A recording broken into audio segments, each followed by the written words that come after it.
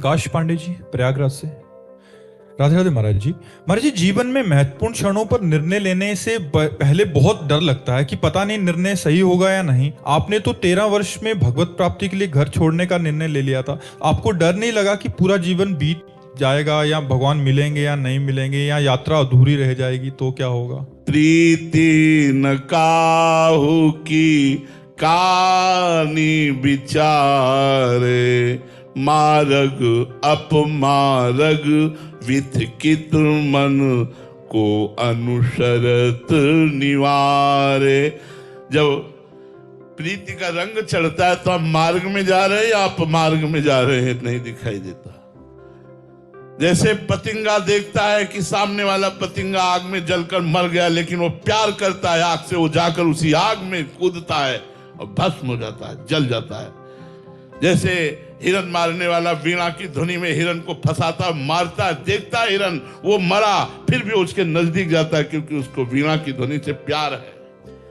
जैसे बढ़ती हुई नदी के वेग को किसी की ताकत नहीं कि रोक ले, ऐसे ही भगवान की तरफ चलने वाले की किसी की ताकत नहीं कि भयभीत करे या रोक ले, वो एक अमोघ शक्ति संपन्न हो जाता है।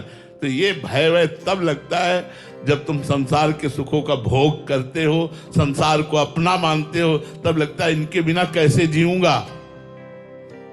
भागा घर से,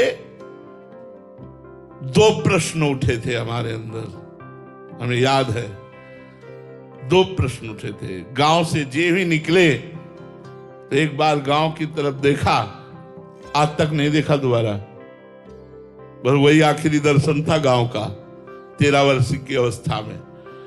यार घर से निकलेंगे कहां रहेंगे, उत्तर अंदर से जहां भगवान रखेंगे। यार यहां तो अम्मा भोजन दे देती, वहां भोजन कौन देगा, तो भगवान देंगे। चल पड़े कदम, और पूरा जीवन हो गया कदम बढ़ते, भगवान लड़खड़ाते संभालते वो अपनी मंजिल में चला रहे हैं। भय तो कभी लगा ही नहीं, कभी कहीं भय नहीं लगा, किसी से भय नहीं लगा। निर्भयता हमारे अंदर रही क्योंकि भगवान हमारे साथ रहे बचपन से, और हमने किसी को दोस्त नहीं बनाया। गुरुदेव भगवान के सिवा किसी का अनुसरण नहीं किया, किसी का अनुकरण नहीं किया, केवल गुरुदेव भगवान ने जो बोला उसी के अनुसार चलने की चेष्टा की।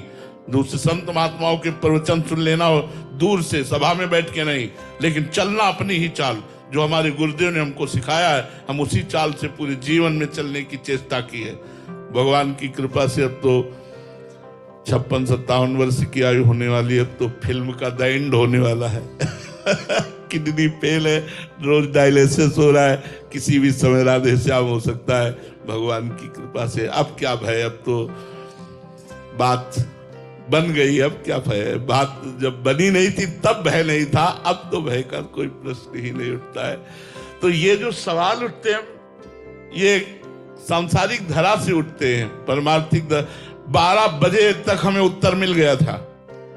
3 बजे सुबह निकला और शायद है कि 7-8 बजे तक वहां पहुंचा होगा शंकर जी के मंदिर में। नागेश्वर महादेव नाम है उनका, जंगल में है एकांत में, वहीं जाकर बैठ गया।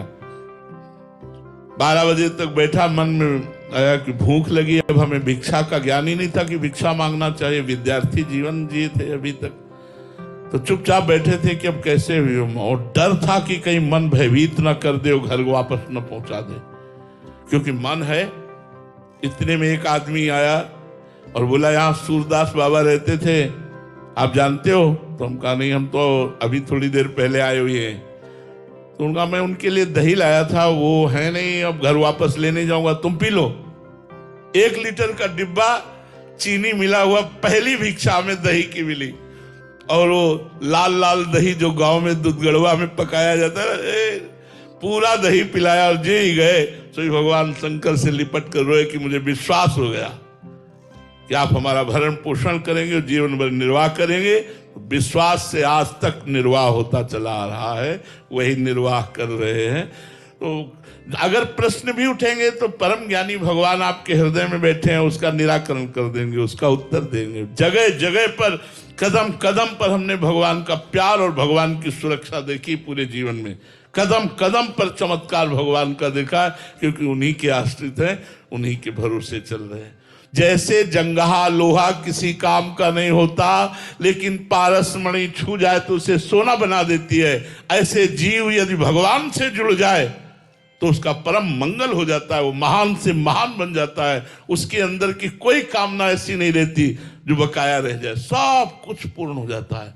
विश्वास मानो, केवल भगवान की शरणागति, वही हम बताना चाहते हैं। यदि आप शराब पीना छोड़ दो, मांस खाना छोड़ दो और काउंटर से 20,000, 30,000, 40,000 नाम जपना शुरू करो, फिर आप देखो आपके जीवन का समस्त दुख, अशांति, चिंता, शोक, भय ये नष्ट होकर एक आनंद के मोड़ पर पहुंच जाएगी, जहां आनंद ही आनंद, दुख का लेस नहीं है। नहीं, आप जैसे हम बैठे बात कर रहे हैं ना, हमारा पूरा शरीर दर्द कर रहा है क्योंकि किडनी फेल है, लेकिन हमें कोई कष्ट नहीं। हमें कभी आभास नहीं होता कि मैं उदास हो जाऊं, मैं ऐसे स्थिति में हो जाऊं कि मैं कष्ट में हूं। भीषण कष्ट में भी एक अद्भुत आनंद रहता है। वो आनंद दवाइयों में नहीं है, वो आनंद स्वस्थता में नहीं है, वो आनंद पैसे में नहीं है, वो आनंद पद में नहीं है, वो केवल भगवान की शरण में आनंद है। इसीलिए हम सबसे प्रार्थना करते हैं, दुनिया के इस झूठे जंजाल में एक सत्य वस्तु लेते चलो, भगवान का नाम, जो तुम्हारा परम मंगल करेगा, परम हित करेगा। ये इधर उधर के टोना टुटका से कुछ नहीं होने वाला। एक भगवान का नाम ऐसा है जो तुम्हारा परम मंगल कर देगा। विश्वास मानो, भाव कुभाव अनख आलसहु, नाम जपत मंगल दिशि दसहु, दसों दिशाओं में तुम्हारा मंगल कर देगा नाम। वो हम अपने जीवन को, क्या हमारे जीवन भर के भजन का ये फल हो सकता है?